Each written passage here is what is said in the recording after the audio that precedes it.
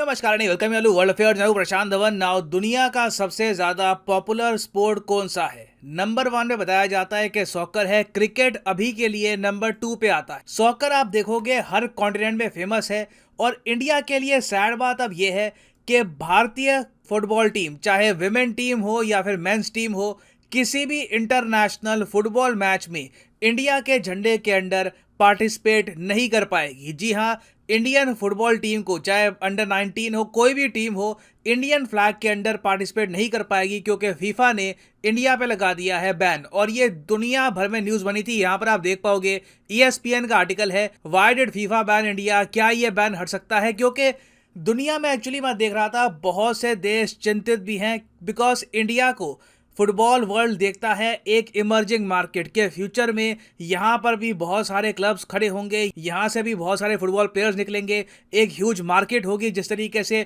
Cricket के लिए already market exist करती है। तो अभी के लिए तो मैं यही कहूंगा कि जो ये फीफा का बैन है of AIFF, all India football federation. अच्छा हाँ, फीफा की फुल फॉर्म क्या है? फीफा की फुल फॉर्म है international federation of association of football. Internationally जो भी फुटबॉल खेली जाती है उसको गवर्न करता है फीफा। जिस तरीके से क्रिकेट में है इंटरनेशनल क्रिकेट काउंसिल ICC, उस तरीके से सॉकर में आपको मिलेगा फीफा।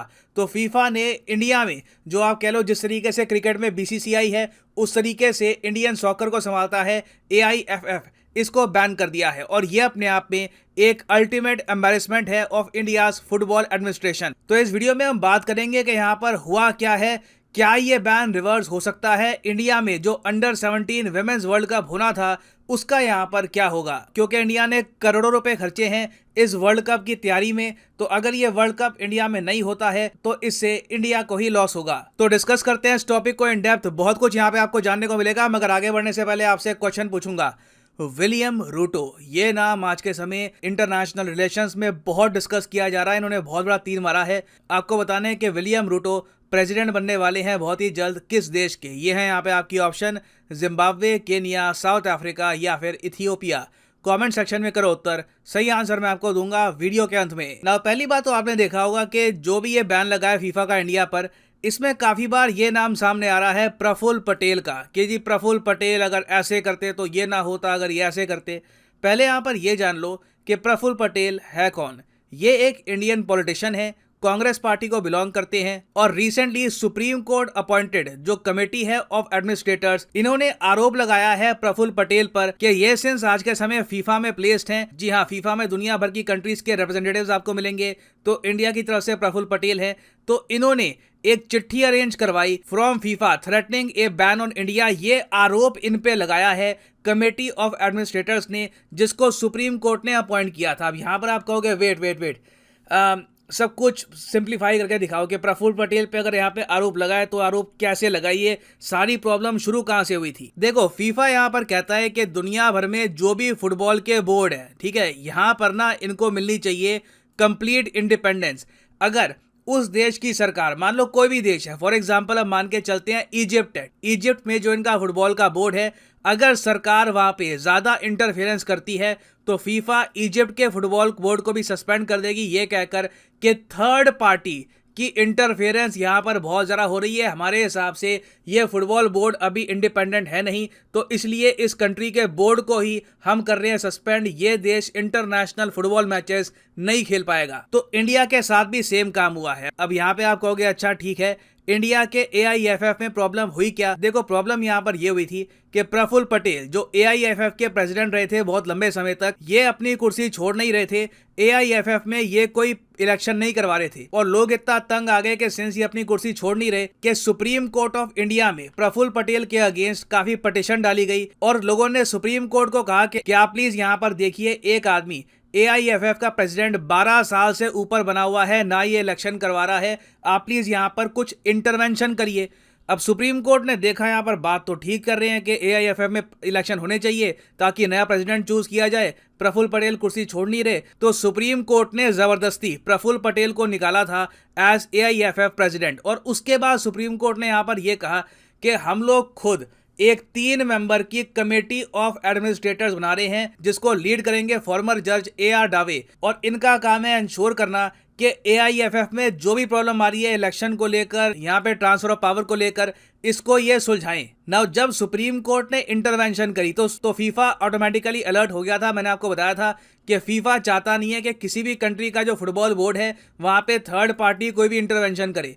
तो फीफा ने यहाँ पे संकेत देने स्टार्ट कर दिए थे कि वो अनकंफर्टेबल है कि इंडिया में क्या हो रहा है ये सब देखकर। और अब मोस्ट रिसेंटली फीफा ने इंडिया को सस्पेंड भी यही कहकर किया है कि देखिए AIFF में थर्ड पार्टी इंटरवेंशन बहुत ज़्यादा हो रही है और ये लोग इंडिया का स्टेटस इंटरनेशनल फुटबॉल में वापस रीइंस्टेट तभी करेंगे जब AIFF की प्रॉपर फंक्शनिंग हो जाएगी, यहाँ पर इलेक्शन हो जाएंगे और उसके बाद ये फुटबॉल बोर्ड, ये फुटबॉल फेडरेशन प्रॉपरली काम करेगा। इसको कोई बाहर से कोई कमेटी गवर्न नहीं करेगी। अब ऑफ कोर्स सुप्रीम कोर्ट ने जो यहाँ पर कमेटी ऑफ एडमिनिस्ट्रेटर्स बनाई थी, ये लोग आरोप लगा रहे हैं कि प्रफुल्ल पटेल गुस्सा है कि इनकी कुर्सी चली गई, इसलिए इन्होंने ये सब किया है। ऑफ कोर्स इनका ये आरोप है, ऐसा इन लोगों ने कहा है। मगर यहाँ पे मुझे पता है आपका मेन क्वेश्चन ये होगा कि अच्छा अब ये सब सॉल्व कब होगा। मेन पीड़ा यहाँ पर ये हो रही है कि हमारे देश की फुटबॉल टीम इंटरनेशनल मैचेस में पार्टिसिपेट नहीं कर पाएगी। ये प्रॉब्लम सॉल्व कब होगी? देखो, पहली बात तो ये जान लो कि ऐसा पहली बार नहीं हुआ है कि फीफा ने थर्ड पार्टी इंटरफेरेंस की वजह से किसी कंट्री की फुटबॉल बोर्ड को बैन किया है। इससे पहले ये इराक के साथ हो चुका है, नाइजीरिया के साथ हुआ था 2014 में, कुवैत इंडोनेशिया के साथ हुआ था 2015 में, पाकिस्तान के साथ 2017 में हुआ था, फिर 2021 में फिर से हुआ, फिर केनिया के साथ मोस्ट रिसेंटली हुआ है। सारे केसेस में मैं आपको ये बता दूं, मैक्सिमम 1 से लेकर 2 साल में ना जो भी ये बैन है थर्ड पार्टी इंटरफेरेंस को लेकर ये हट जाता है, क्योंकि मैक्सिमम 6 महीने से लेकर या 24 महीने आप कह लीजिए, इतना टाइम काफ़ी होता है। इतने टाइम में जो भी इलेक्शन को लेकर, पावर को लेकर इशू होते हैं ये सॉल्व हो जाते हैं और फीफा वापस उस कंट्री को इंटरनेशनल अरीना में ले आता है। पाकिस्तान के साथ यही हुआ था, 2021 में बैन लगा, 2022 में जो ये बैन है ये अब हट चुका है। अभी मोस्ट रिसेंटली जो ये बैन है ये केनिया और उसके बाद इंडिया पे लगा है। तो कोई बड़ी बात नहीं है कि इंडिया पर भी जो अभी ये बैन लगा है बहुत ही जल्द हट जाए, क्योंकि इशू देखिए यहाँ पे ऐसा नहीं है कि कुछ मतलब डोपिंग का इशू है या फिर कुछ बहुत सीरियस बात है।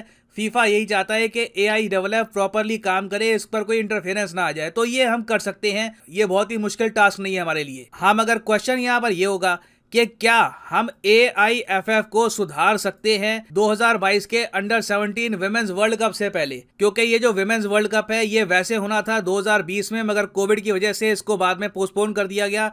ये डिसाइड किया गया कि ये अक्टूबर 2022 में होगा, मगर अब इंडिया पे फीफा ने लगा दिया ये बैन। तो अब एक बहुत ही बड़ा प्रश्न चिन्ह यहाँ पे खड़ा हो चुका है कि क्या ये women's world cup India host कर पाएगा या नहीं कर पाएगा। अगर 30 अक्टूबर से पहले ये बैन हट जाता है तो इंडिया बिल्कुल ये वर्ल्ड कप होस्ट कर लेगा। अगर 30 अक्टूबर के बाद भी ये बैन लगा रहता है तो इंडिया ये वर्ल्ड कप होस्ट नहीं कर पाएगा और फीफा को किसी और कंट्री को कहना होगा कि आप ये under 17 women's world cup host करिए। और अभी के लिए उम्मीद यही है कि जल्दी से जल्दी AIFF का जो भी इशू है ये रिजॉल्व किया जाए, क्योंकि मैं ऑनलाइन देख रहा हूँ दुनिया भर में जो भी, चाहे यूरोप के भी जर्नलिस्ट हो, सब लोग इंडियन फुटबॉल टीम का समर्थन कर रहे हैं।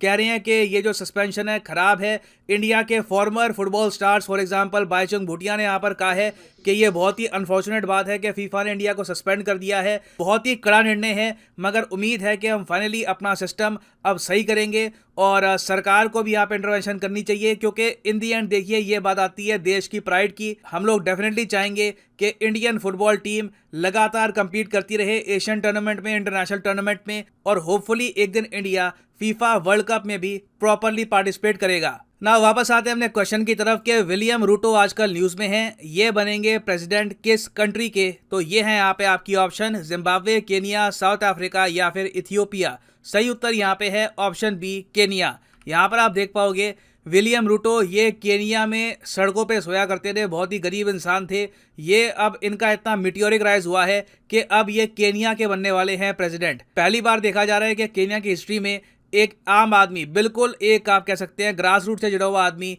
केनिया का प्रेसिडेंट बनेगा। और फाइनली यहाँ पर मैं ये भी ऐड कर दूं कि आप किसी भी एग्जाम की तैयारी कर रहे हैं, चाहे बैंक, SSC, नीट, IIT, किसी भी एग्जाम की आप प्रिपरेशन कर रहे हैं, वीडियो की कमेंट सेक्शन में जाओ, पिन कमेंट में आपको मिलेंगे यहाँ पे ये सब link. For example let's say आप प्रिपेयर कर रहे हैं फॉर UPSC, तो UPSC के लिंक पर करो यहाँ पर क्लिक और यहाँ पे आप परचेज कर पाओगे the course of your choice. For example अगर मान लीजिए आप अभी एक कॉलेज स्टूडेंट हैं, आपके पास टाइम है 2-3 साल का, आराम से आप 2024-25 में एक अटेम्प्ट देना चाहते हैं UPSC का, तो जो 36 महीने का कोर्स है ये आप कर सकते हैं परचेज। मगर जो प्राइसेस यहाँ पर लिखे होंगे ये पे करने की आवश्यकता आपको नहीं है। सिंपली यहाँ पर एक कोड डालो PD10 और प्राइसेस अपने आप यहाँ पर गिरने स्टार्ट हो जाएंगे। The prices will just start following, so use the code PD10 and save money. So इसी नोट के साथ ये है वीडियो का अंत। Thank you for listening and as always God bless you all.